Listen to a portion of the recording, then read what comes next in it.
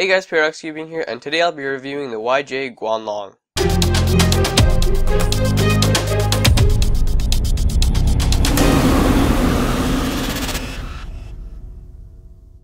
The GuanLong ranges from $2 to $4 at most cube stores, which is an incredibly cheap price for a cube of this standard.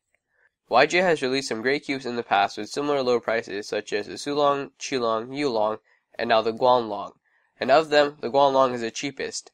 But is it any good? YJ claims his cube is so cheap because they make no profit off of it. They want all speed cubers to be able to afford a speed cube, which is why they made the GuanLong incredibly cheap. The mechanism of this cube is similar to YJ's other 3x3s, but the turning isn't. The Yulong has very scratchy and crispy turning, which after cubing for more than half an hour non-stop, make your hands feel like they do after loud clapping. The GuanLong on the other hand has smooth and quieter turning. It's easier to turn for longer periods, and your hands don't feel weird. If I were to describe how it feels to turn it, I would say it has kind of a crunchy feel. It's very easy to turn and requires minimal effort when solving, which allows for more fluid solves that strain your hands less. It's kind of a mixture between the L-long and U-long, and it reminds me a lot of a Li-Ying. One thing I noticed about the GuanLong when I first got it was the flimsiness.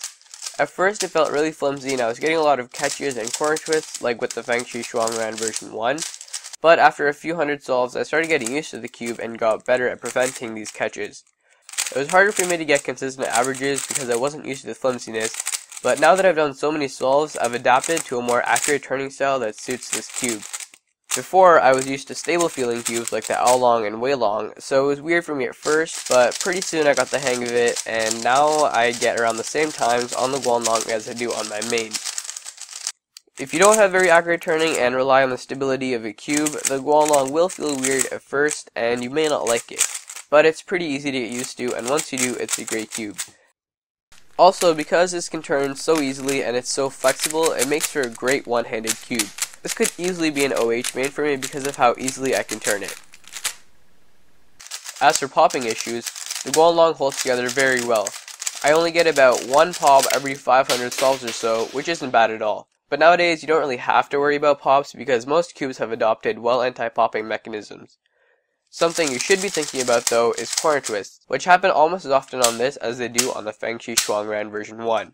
This may or may not be a big problem for you, it just depends on how frequently you corner twist. In conclusion, the YJ GuanLong is a decent speed cube, and it doesn't have any outstanding problems. One thing you might want to note, however, is that this cube only comes in black and white plastic as of now. Unfortunately, for stickerless cube fans or people keen on making force cubes from this, the design doesn't allow the GuanLong to come in stickerless, so you'll have to bear with the stickers. Performance-wise, it isn't as good as the L-long, Wei-long, or even the U-long, but it's still a great cube even for sub-15 cubers. Although what makes this a must-have is the price. It's so affordable that you should get it just to try it out, even if you do have the L-long or Wei-long. As a final rating, I give the GuanLong 3.5 out of 5 stars. It's not the best speed cube out there, but probably one of the best if price is an important factor for you. It's a great speed cube for beginners and an excellent upgrade from a Rubik's brand. So that's all for this review. If you enjoyed it, then make sure to click that like button to support this video. Thanks for watching, and I'll see you in the next one.